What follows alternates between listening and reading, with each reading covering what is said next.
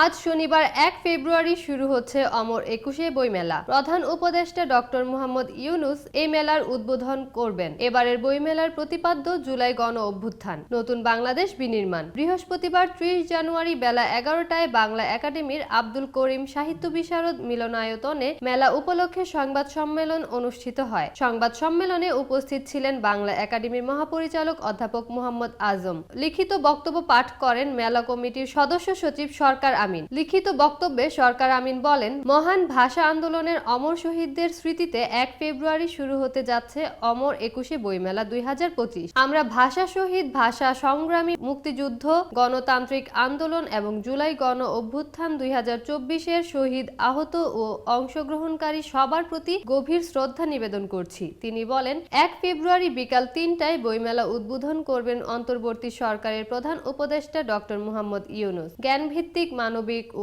অন্তর্ভুক্তিমূলক গণতান্ত্রিক বাংলাদেশ বিনির্মাণে বই এবং বইমেলা সহায়ক। আমরা আশা করি এসব সম্ভাবনাময় আলোকিত হবে এবারের মেলা, আমাদের প্রাণের বইমেলা।